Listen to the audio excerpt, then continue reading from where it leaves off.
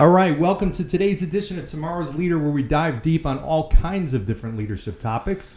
And today we've got a special guest with us, Larry Post, who I've known now for over a quarter of a century, I think. Wow.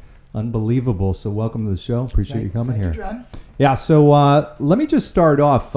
Larry, you have been one of the most influential leaders, I think, of my whole career. I met you in my first year in the business in 1994. So I don't want to steal the show and tell your story, but let's actually just start with, share with the audience a little bit of who you are, what your background is, and we're going to go into a whole lot of different stuff on leadership. Sure. I grew up near Logan Airport, just outside in a place called Winthrop. Used to see the airplanes land all the time, and I said that's the job I wanted to do. After college, I flew in the Coast Guard for 6 years. I went through Navy flight school, thought I wanted to be an airline pilot. Got out of the service in '82. Reagan fired all the air traffic controllers. There were no airline jobs. I got hoodwinkled into going into commission sales. My first year, I thought it sucked. And then I did okay in my first year. I did better my second year, and just turned out to be a great career. And what I learned was sales is exactly like flying an airplane, and leadership is the exact same thing. So I kind of applied the lessons I learned in flying to leadership. Like what? Give us some ideas. So the first thing is one of the analogies I like to use is fly the airplane. And flying an airplane is kind of like riding a bike. It's very simple. The stick and rudder is very simple stuff. But you have all kinds of other stuff. You have procedures, you have radios, you have navigation, you have all this other stuff. You have emergencies. And what happens is people start dealing with all the stuff, the other stuff, and they stop flying the airplane. As soon as you stop flying the airplane, you're pretty much dead. Mm-hmm. So the analogy is you have to be brilliant at the basics. You have to just fly the airplane and deal with everything else. What most people do is the opposite. The best analogy is that last 737 MAX that just crashed. The Mm-hmm. co-pilot was 25 years old with about 300 hours, which is, you might as well have been the co-pilot. And there was a switch they had to shut off. There was a runaway trim, and he had compounded emergencies and basically stopped flying the airplane. So in life and in leadership, when you stop doing the basics and you deal with all these other emergencies, you pretty much crash. Mm-hmm. And so the basics, the premise is, can you be brilliant at the basics and then deal with the other stuff? But deal with the flying the plane first and then deal with everything else secondarily. So a lot of people forget what's most important. They get distracted by the other stuff. All the time. So let me ask you a question. When did you know that you wanted to become a leader? Because you started as an advisor. You did extremely well. Most people, I think, going down that path might have stayed on that path, and you would have no doubt had an incredible career. But you made that choice to get into leadership. When was that? What made you do that? Maybe my third or fourth year in the business. I thought that was a unique opportunity to influence a lot of people in a different way. And when I ended up getting into it, what I found out was, at the time I first became a branch manager, I think we had 180 branches. And what I learned was, of the 180 branches, probably half had no idea what they were doing, and maybe another quarter had some idea. And there were probably 10% of the people that were actually playing the game to win. And what I realized was that's an analogy for life. In sales and leadership and a lot of different areas, if you actually play the game to win, there's very few people that play in that arena. It's very easy to get, or it's easier to get to the head of the line because the competition isn't that difficult. I think the analogy is go the extra mile. Very few people go the extra mile. So when you get to the extra mile, the road's kind of empty. Mm-hmm. So what did that look like for you? So let's start as an advisor, because when you got into the business, I mean, you, if I remember right, you were number one advisor in the country. This was out of thousands of advisors in your first year, and you had great success with that. I mean, what does that look like? What does going the extra mile look like? So first of all, I ended up being the number one advisor for first-year people, but by my fourth year, I think I was ranked around 15th out of in the organization. And there was a guy by the name of Henry Cormier. I don't know if you know that name. Yep. And he was at the time he was number one in the office. I was number two, and there was some kind of sales contest. We won dinner in the city. And my first appointment on a Saturday was 10 o'clock in the morning, and I called. This is before cell phones. I called him up to arrange what time we're going to meet for dinner. His wife answers the phone, and I don't remember his name, but her name was Louise. And I said, Louise, where's Henry? I want to figure out what time we're going to meet for dinner. And she said, he's at an appointment. And I said, he's at an appointment? Like, what time's his first appointment? And she said, like 9. I'm thinking, my first appointment's at 10. This is a Saturday. And so right after that, I added 2 extra appointments. I added like a 7:30 and an 8:30 before my 10 on Saturdays. And the next year I beat him. And the issue was, he was just doing more activity than me. And it was like getting hit over the head with a 2x4. Thinking, how do I beat this guy? Mm-hmm. And in general, sales is a game of activity, and you just want to have more activity. Mm-hmm. Leadership is a game of managing people's activity and leading them to the activity, and it's the same thing. Can you out-activity the competition? Was that something, because not everybody thinks like that, was that something that you have always had that mentality of outworking other people? Was there some point in your life where you just kind of, or somebody that had an influence or an impact on you with that? So, I kind of like suck at a lot of stuff. Have you ever played golf with me? Oh, yeah. I count my score by the number of balls I find. That's pretty ugly. If I find 5 balls in the woods, I'm like, wow, I made my day. Yeah. So because I suck at most sport things, what I found out was sales and sales leadership and leadership in general is something that I could win at. And winning doesn't take super amount of intellect. It takes no athletic skills. What it takes is, can you outwork most people? Can you outthink most people? Can you outlearn most people? Mm-hmm. And I found that to be a fairly interesting game to play. Mm-hmm. And you did it unbelievably well. So one of my favorite stories, and I want to segue into some leadership concepts, because I remember as a first-year advisor, now this was back in 94, 95, and I was down in South Jersey, and I had heard of Larry Post. So I had heard this success and everything that you were all about, and the region up here, which was up in Boston, was doing incredibly well. And I remember when you came down. So we heard that Larry Post was coming down, and I think I've shared this story with you before. I remember, it was whatever, it might have been 50 of us in a room. You came into the room with all kinds of confidence. You walked up to the front of the room. Do you remember what you said? No. So one of the first things that came out of your mouth, they introduced you, walked up, and you said, in 3 years, we will have 300 advisors, and we'll be ranked number 1 in the country. I do remember that. Do you remember that? I do remember and that. Now, at that time, we had, I think it was 50 or, 100 people, but we were ranked dead last. And I just remember in the audience, that hit me. Here I'm at 25 years later, and I remember that moment. Tell me about that. Like, what makes you get up in front of a group and have that much confidence that you were going to achieve it? Because 3 years later, you did just that. We were number 1 in the country with 300 advisors. Unbelievable. So don't forget, I was coming from that. That's my first regional job. Before that, I had a branch job, and the branch was the biggest in the country. So I knew what to do. And I had no doubt that taking over, I think Philly, there were 45 regions, my recollection. I want to say Philly was maybe number 40th or something.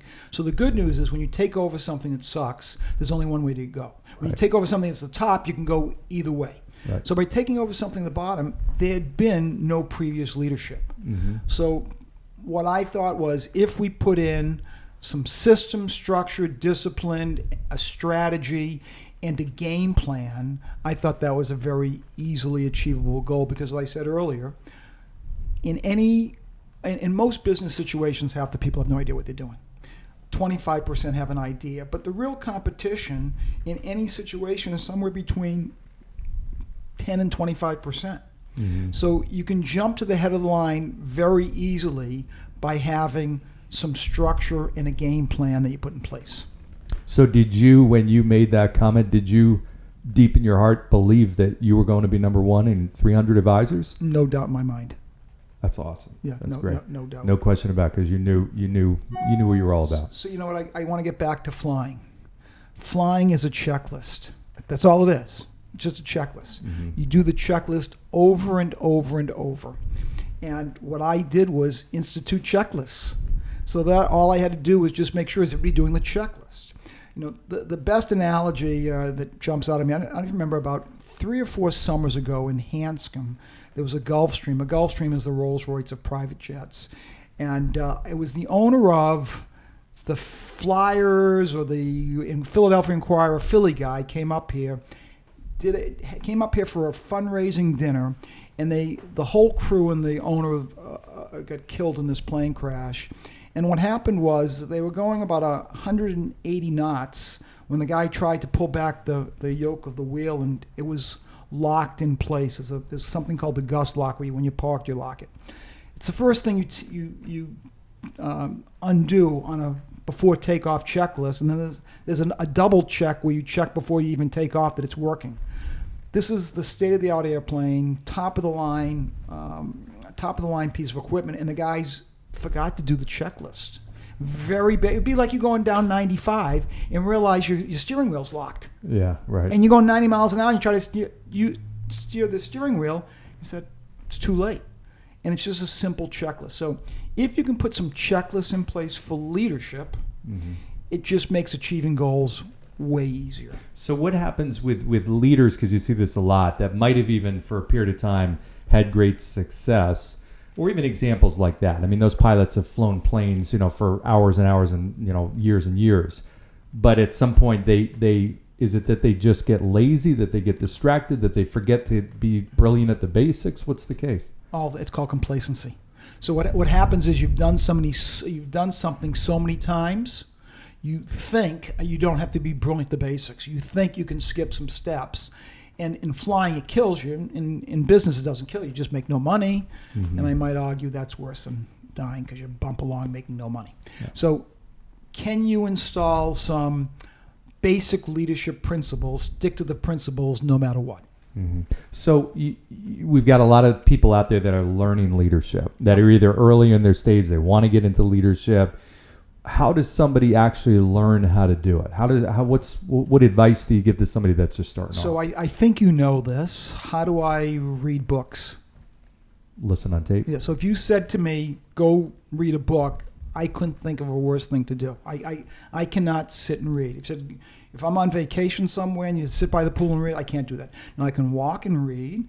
I walk and listen to my iPhone. I can walk the dog. I can be in my car. So I probably got into books on tape, and I now use audible.com. I've probably been doing it for 30 years, maybe 35 years.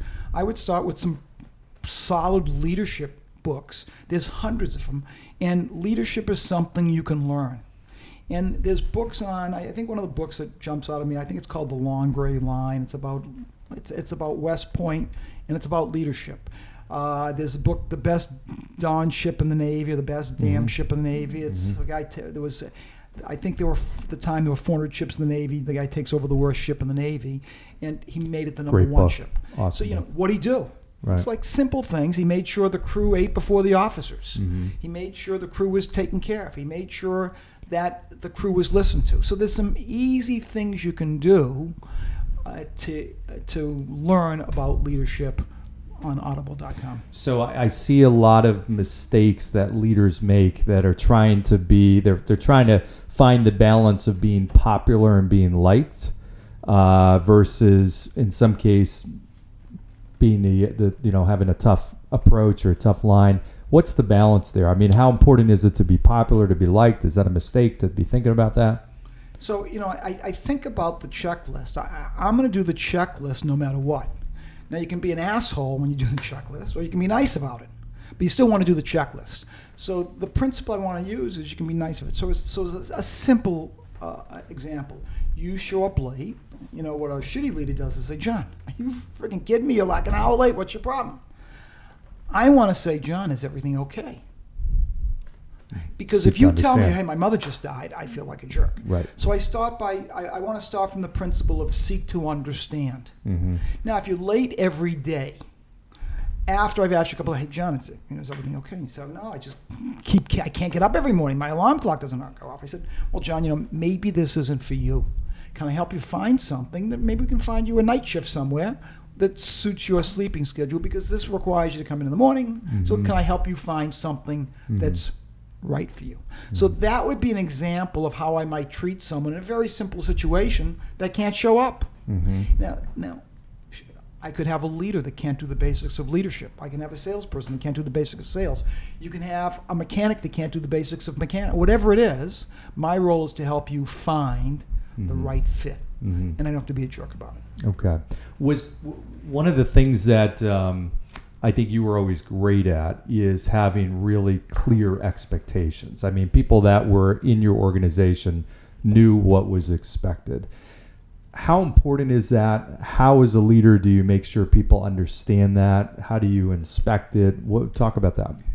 So, I don't know if you remember, but a lot of organizations and, Ameriprise at the time had this huge scorecard. The scorecard was 10 metrics. You get different points. You could get up to 10 points. A perfect scorecard was 100 points. And if you looked at all the branch offices at one time with 188 branches, you had 188 lines with each branch. You had 10 metrics in each line. If you looked at the report, it would give you a headache. So if you're a corporate person and your job is to design this report, you want to design something that looks really complicated. So your boss says, wow, that looks unbelievable. That must be a great report. And if you designed a report with one number on it, your boss would say, John, you've worked in this for 6 months. You got one number in this? Are you like kidding me? Right. So the person designing a report designs something overcomplicated. What I used to do is, one of the traits of a good leader is to make things really, really simple and to eliminate the complexity. So I would take that report, I don't know if you remember me doing this, I used to cover up 9 of the lines and say, let's forget those. Because what the data says is you can only focus on 3 things at once. That's what the data says. I would actually make it even simpler and say, let's focus on one thing. Now, the thing we have... It was net gain, right? And loading the pipe. The thing was first-year advisor retention. That's the metric. Yeah. So that means you have to hire good people. That means you have to train them. That means you have to make sure they're successful. If you hire them right, train them right, make sure they're successful, that would affect all the other metrics. It affects their productivity, veteran productivity, because eventually they become veterans. It affects retention of the organization. It affects 100 things. And rather than try to do 10 things, I'm not that smart, I can't do 10 things, but could we do one thing right? You got to pick the one thing that affects all the other metrics. That's the focus I would argue you should do. And the term is, take the complexity out of it. Keep this thing really simple. You were great at that, and that was it's kind of like that. I use the analogy of flying a plane, and that cockpit, when the cockpit door opens up and you see tons of different buttons, levers, buzzers, lights, meters, everything, but there's probably only 3 or 4 that really are most important to flying a plane. It's funny you say that. Today, if you next time you're on an airplane, look in the cockpit. There's all TV screens. Yeah. When I first went to flight school, this is before TV screens. One TV screen can have 50 gauges on it today. But imagine having hundreds of gauges. I looked inside the cockpit and I said, holy shit, how are you going to learn all that stuff? There's just like buttons and gauges are all over the place. And what the Navy does is they just show you one button at a time. And they say, hey, don't worry about these 50 buttons, because I've showed you all 50, you'd have a headache. They say, let's just show you this one button. Here's how it works. Practice it. Make sure you know it. And they say, okay, once they are sure you know what that one button does, we go to the next thing. And then by the time you've spent a year or a year and a half doing it, you understand, you realize all the stuff. But if I give you all the stuff at once, you're going to be overwhelmed. So you want to try to give someone one piece at a time. And for simplicity in leadership, if I try to fix everything at once, the people are going to be overwhelmed. Let's try one thing at a time. So talk to me about vision, because that's something that is a commonly talked about topic with leaders. How important is vision for a leader? So I like to think of that as let's just rally around the mission, vision, standards, whatever you want to call it. But I brought it to something very simple when you and I worked together. I said, we're going to be the number 1 office in this time frame, and here's how we're going to do it. I would, as a leader, articulate what your vision is, what your strategy is, and how you're going to get there, and what your job is to find people that buy into that. Is it reasonable? Does it make sense? Is it achievable? And if people believe that, people will walk through walls for that. That's, you think about some of the leaders that are making such an impact today, and it starts with having such a bold leader, a bold vision.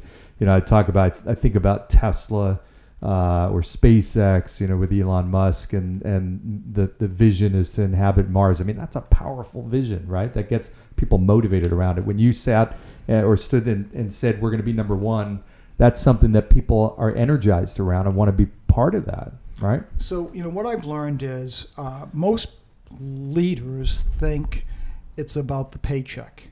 And what I've learned is most people, it's not about the paycheck. So here's an example. If I said to, a young person who's a sports nut said, and their dream is to work for an NBA team, and I said, you can work for this NBA team, and you're gonna have the time of your life. You're gonna travel with the team. You're gonna do all this stuff with the team, and it pays.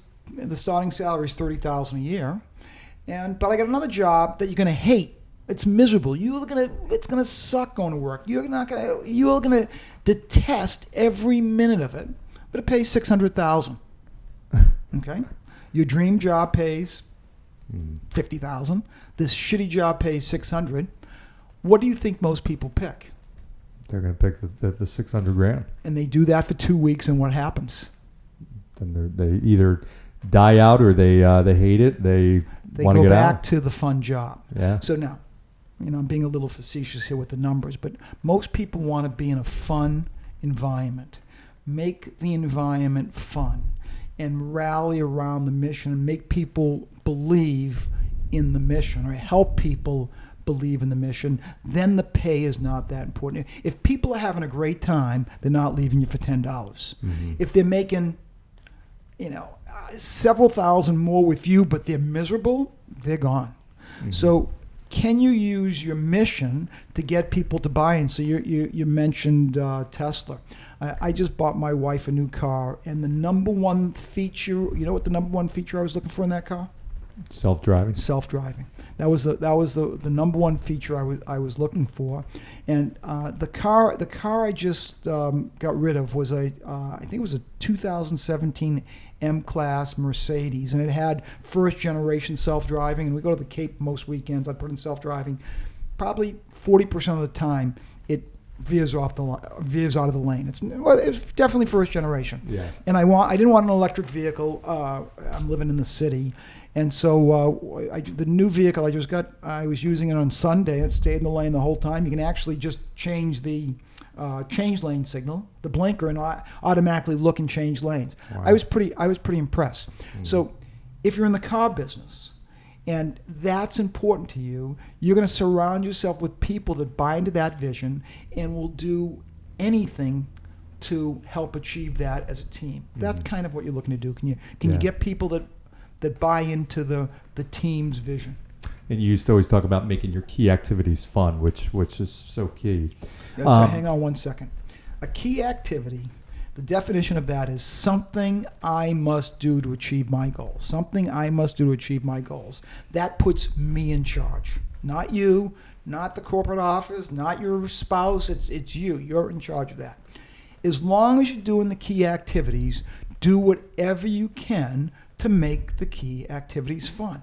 You may have to be creative, but there's absolutely 100 different ways to make key activities fun, and that should be part of the leader's job, is to help employees make key activities fun. Mm-hmm. And so something, if I'm losing weight, a key activity would be going to the gym or diet or something like that. Here's what I'm sure you've heard me say this.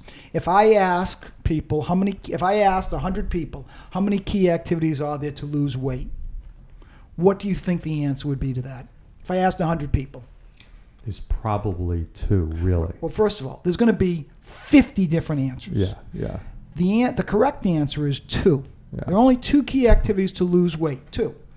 Eat less and exercise. Right. The simplest form is eat less and walk. The advanced form is eat less of healthy stuff and jog. That's it. Yeah. Now, how many diet books are there? How many Gazillions. Diet programs are there? How many diet TV shows are there? A gazillion. But there's only 2 things you have to do. Right. They all boil down to that. What's intellectually fascinating to me is if all you have to do is 2 things, how come no one does it? Yeah. And they're all different attempts to try and make the key activities fun or more tolerable, less painful maybe. new shiny object. So if when it comes down to key activities, every business, every endeavor, it doesn't have to be a business, you can be in the nonprofit world, but anything you do has key activities. Mm-hmm. The key is identifying what the key activities are and making them fun. Mm-hmm. So one of the things, I want to shift gears here a little bit. So one of the, Jack Welch used to talk about all the time the importance of differentiation, when he ran GE, and many leaders believe, even sports teams, differentiating between top performers and people in the middle and people at the bottom.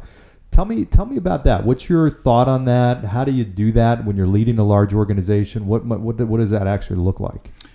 So, I think I know nothing about sports, but Belichick and Brady, they have some special sauce.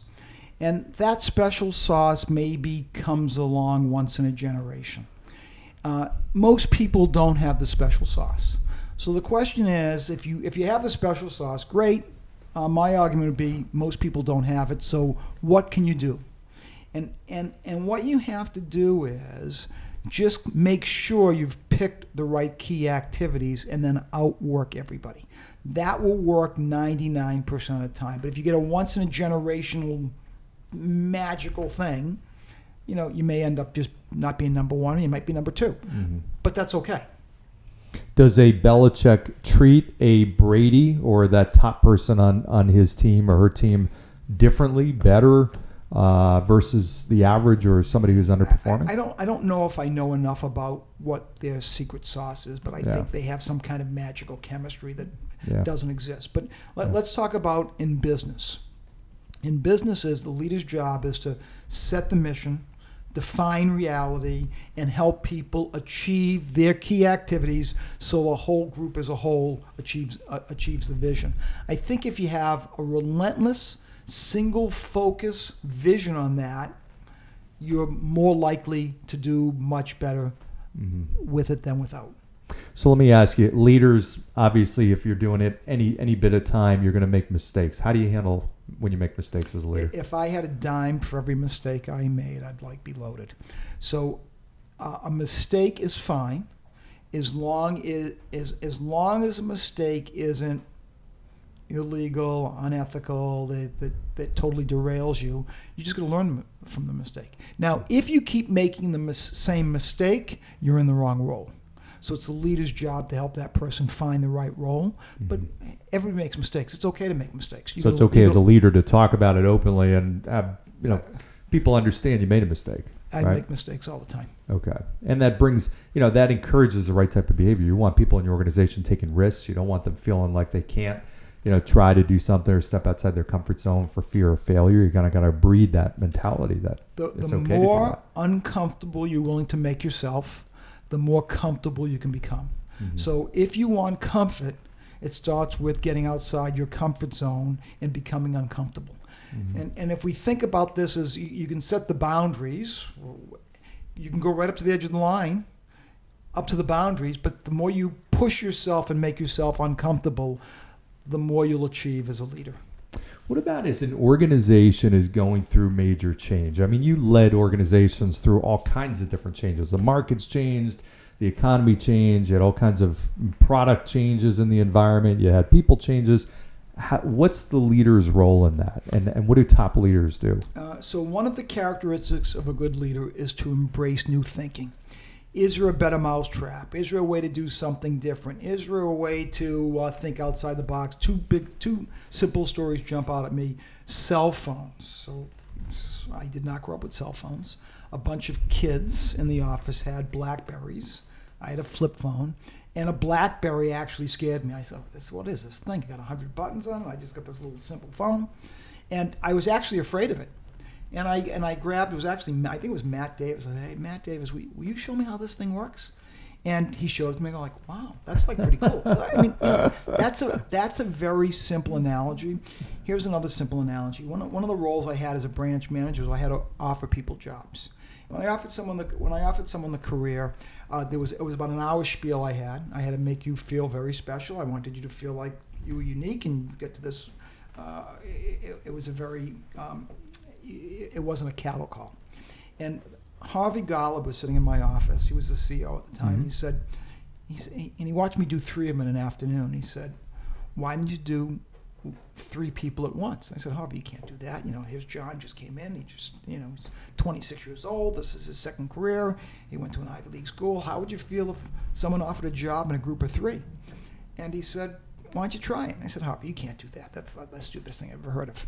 And for the next week, I just kept saying, "I wonder why you can't do that. How would you make this thing work? What would happen?" So I actually brought 3 people in, and I changed my spiel to Joe, Susie, and Sally, welcome. I want to let you know we started with 100 people to get to 3. You should feel very proud of yourself to get to this point. It's a very difficult position to get to. We start out with 300 people, and you're the final 3. You're the top 1%. You should feel very good about yourself. Congratulations. Now let me tell you about the career. And then I went into my spiel. I went from 9 hours a week of this, and I call it a spiel. It was a key activity, and that's how I made my key activity fun. And I went from 9 hours to 3 hours. It changed my life. Wow. The other thing it did was it freed up an extra day. So now, of all the other leaders in this same business environment we're competing with, I had an extra day just by making that one little change. So that's an example of embracing new thinking, son. And most of the stuff I've embraced is I didn't have the idea of a BlackBerry. Someone showed it to me. I didn't have the idea of changing the interview. It was Harvey that showed it to me. We used to have we'd have a couple conferences a year. I learned more sitting at the pool BSing with people. And most conferences are like drinking from a fire hose. There's 500 ideas. I want to take away 1 or 2, 3 at most, and implement 3 different ideas that will have a meaningful change on results. So that gets back to keeping things simple. Well, it's interesting with that story about Harvey. Most people would get stuck at that point in their mind where they say, "I can't do that. I can't do 3 at once." And you went past that and then started asking yourself the question. But it seems like a lot of leaders get stuck with that. If something doesn't feel right or seem right, they stop right with their first instinct and say, no, they don't want to try it. You sound like you're the type of person that keeps asking yourself, well, how can this be better? How can I do this faster? How can I make this more efficient? You always want to be asking how to do it better, faster, less expensive. Use my resources to grow the business. So I want to I've always thought as a leader that it's my role to manage resources and use the resources the best for the organization as a whole. Awesome. What are some of the mistakes that you see leaders make? Because there's sometimes, and I want to talk a little bit about this, the difference between sometimes there's a great leader that's going through a bad time, and there's bad leaders. There's some leaders that might have a string of success and might have a bad year. How do you handle that? I mean, and I will say this to give you credit. I always remember you every single year, at least from other people's perspective, you were right at the top. When I was working with you, I'm sure you may have had different years, though, where you felt like, okay, that wasn't our best year. How does a leader deal with that? So what I want to ask is, at the end of the day, did I do everything humanly possible to move the ball forward? If the answer is yes, I'm going to have a beer, a cookie, slap myself on the back and say congratulations. If the answer is no, I'm not going to sweat it. I'm just going to change it tomorrow. So what I want to focus in on, I think of the 3 bucket theory. Bucket 1 is the stuff I control. Bucket 2 is stuff I can influence. Bucket 3, I can't control and can't influence. Everybody wants to play in bucket 3 stuff. You can't control and you want to influence it. I want to just stay in bucket 1 stuff. Bucket 1 stuff is where I'm in complete control over it. And occasionally I might spend a little time. You heard me before we started this. I was on the phone with City Hall. I'm trying to influence a guy over a property tax bill I have. I can't control that. So I can maybe influence. But what I try to do is spend the bulk of my time on the things that I control that make a difference to my business. Mm-hmm. And that's what it's all about, right? And that's Focus on the right bucket. It's just a game. Yeah. So as you're playing this game, can you have fun? Can you learn and can you grow? And as a leader, one thing about leadership is you can measure results. Mm-hmm. And if you're getting the results you're getting, great. If you're not, what you got to ask yourself, okay, what can I change tomorrow? Mm-hmm. The first thing I would do is go see the people that are ahead of you. Go see what they're doing. And there are 1 or 2 things you can copy and implement that will affect your results. Do most people do that? No. Nobody does. Nobody Why? does it. You know what? I think fear of failure, fear of success, fear of fear. I don't know. But even asking other people, most people don't even ask other people, right? They don't pick other people's brains. Why is that? Is that just a discomfort thing, or is it just laziness? You know what? Maybe if we knew that, we could solve sell all the problems that. of the world. But what happens is, as I said, let's get back to bucket one stuff. What I want to do is, of the stuff I can control, I want to make sure I'm really good at it. And what I see today is I expect lousy service. I just expect lousy service. And when I see good service, I'm surprised. I'll give you a simple example. Last month, actually it was Martin Luther King weekend, my daughter and my wife went to Miami for the weekend. And they both purchased tickets on American Airlines. I got my bill this month, and my wife's bill was, I think it was $400 round trip. My daughter's bill was $1,100 round trip. They're on the same flights. And my credit card was charged. I have 8 different charges in my credit card. And I called American. I said, hey, they were both on the same flight. Something got dorked up. And they basically said, oh, well, your daughter, booked the same flight 3 times. So, God forbid they would fix it. And I'll get it fixed. But there's an example of someone running that organization has not empowered the people you call to fix stuff. And just things that are dorked up. Mm-hmm. I see dorked up things all day long. The question is, as a leader, part of a leader's job is to undork, and maybe that was the first thing I talked about, is simplicity. Make things simple and make them work. I fly JetBlue all the time. I love JetBlue. I do too. And JetBlue is Mosaic. The best thing about JetBlue is I can change my flights at any time, mm-hmm. and there's no fee. It's like great. We came back. We went to Machu Picchu in Peru in November. We're coming back, and my wife says, and we switched planes in Miami, and this was American. And my wife says, hey, you know what? I wouldn't mind spending the night in Miami. So we checked our bags. We hand carried our bags on the plane. So we take our bags off the carousel. We didn't check them through all the way to Boston. We ended up walking like a half mile at the airport to the counter and said, if we want to not take the connection and go back the next day, can we do that? And the person said, it's going to be really expensive. And my wife says, well, how much is expensive? And she said, it's like really expensive. And my wife says, well, what's expensive? And my wife says, I know she was joking. She says $50. And the girl says, oh, no, it's a $75 change fee plus a difference in airfare. It'll cost you an extra $800 if you want to spend the night. Well, we laughed. So we go to the gate, okay, at the gate to now make our connection. Maybe there was a 2-hour layover. Okay, you had to go through customs. And they said, oh, we are looking for volunteers. The flight is oversold. We will pay you $1,000 not to get on this flight. I'm like, are you kidding me? We were willing to pay $50 or whatever it was to change. They said, screw you. And then we go to the gate and they're going to pay you $1,000 not to take the flight. It's just bush. Lack of common sense. It's lack of common sense. So as a leader, do you lack common sense? Yeah. Can you institute policies that have common sense? Yeah. Or are people laughing behind your back? Yeah. You don't want to have people laughing behind your back. So you've made a huge impact on so many people over the course of your career as a leader. Is there one person that's made a huge impact on you? Who would that be? What I was really good at, John, was stealing other people's ideas. And one of the things is there was a great leader of Ameriprise, Doug Lennox. And Doug Lennox brought this guy in, a consultant. When you're a big company, you can have consultants. His name was Roy Gear. And Roy Gear had something they called Woody Whiffy. What do you want for yourself? Mm-hmm. And it's a process of goal setting, goal achievement, doing key activities. And I was doing all this stuff for 4 or 5 years, and I never knew what the stuff was. And it was Roy Gear who explained the stuff that I was doing in this process he calls Woody Whiffy. And he put the labels to it. So as a leader, what you want to do is make sure your team has some processes, have some systems, you put the labels on it, and you help people achieve their goals. So the leader's job is about helping people achieve their goals, not yours. If you help people selfishly get what they want, you can unselfishly get what you want.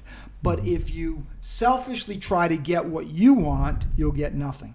So the game is unselfishly help people get what they want so you can selfishly get what you want. But it got to be about the other person. Yeah. You must have a lot of people over the years that have gone back to you to say the impact that you've had on them. That's got to feel good. That's kind of fun. Yeah, that's what leadership is all about.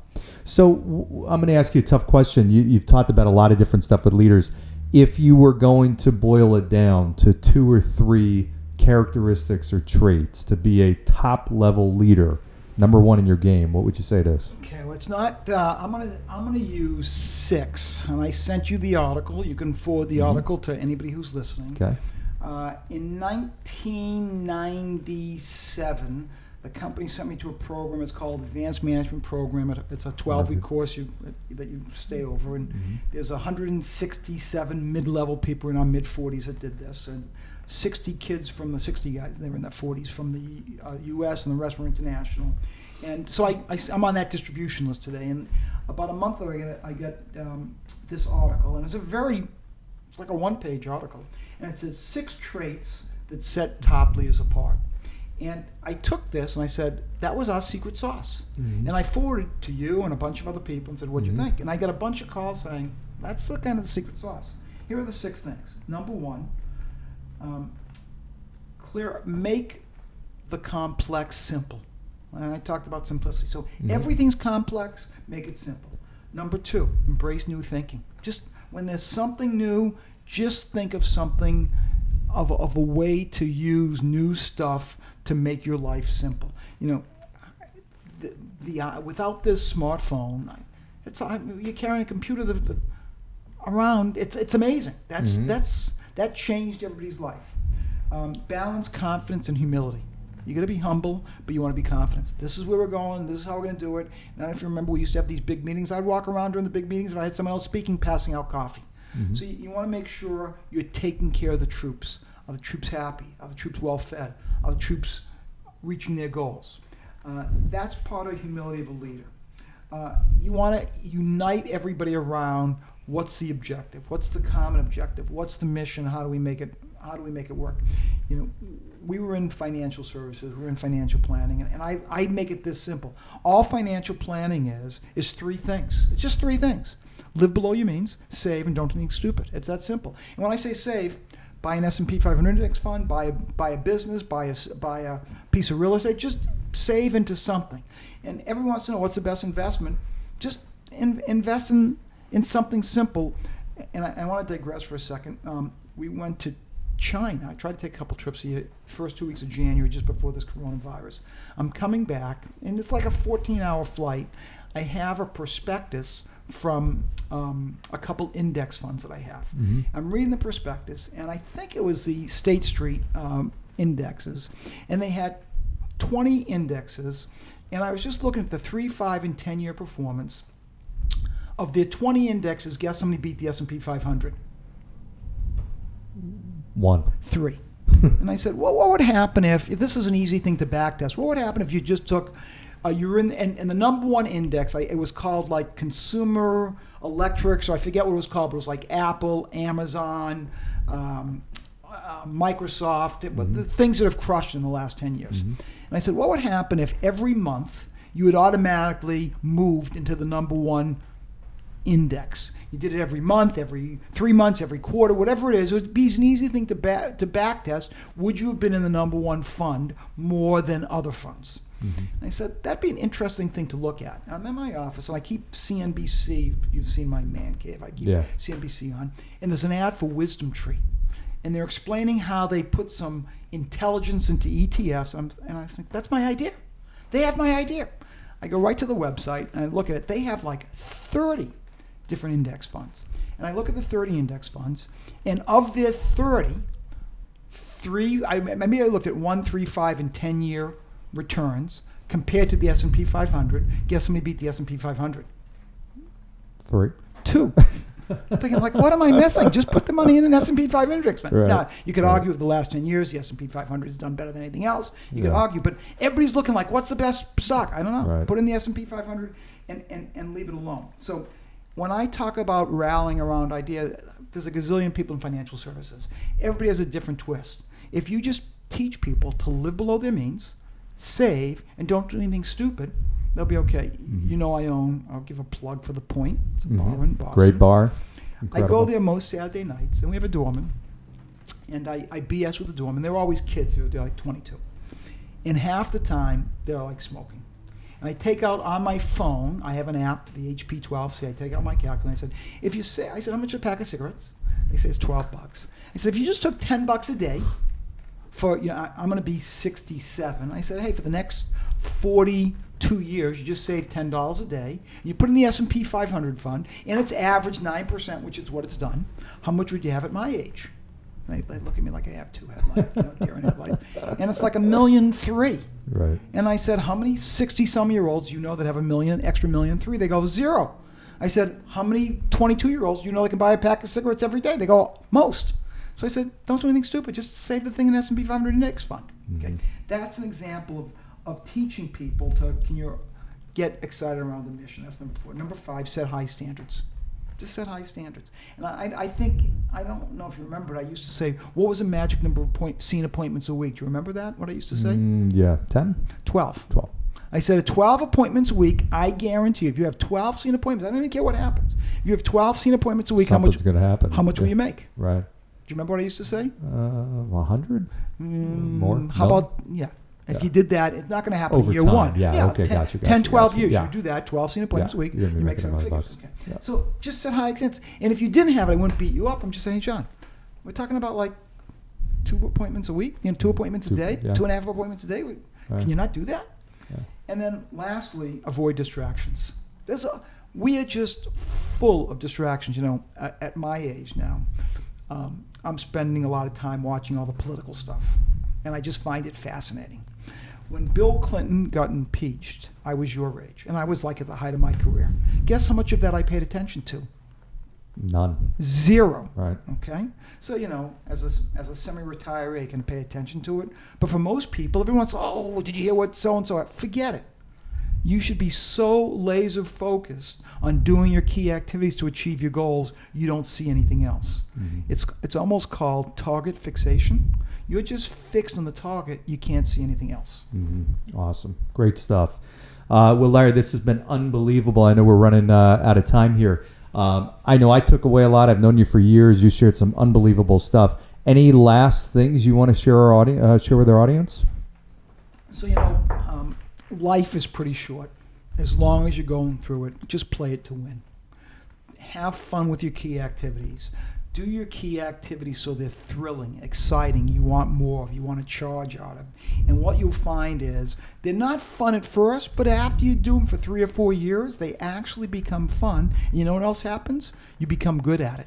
And you become good at something and you do it more than anybody else, you raise to the top of the game in your field.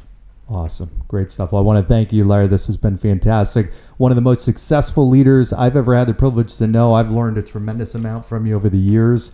Some great takeaways. We appreciate you joining today's episode of Tomorrow's Leader. If you liked what you saw, make sure you subscribe, put some comments in the comment section, and be sure to share this. Again, Larry Post, thank you very much. Happy to do it, John. All right.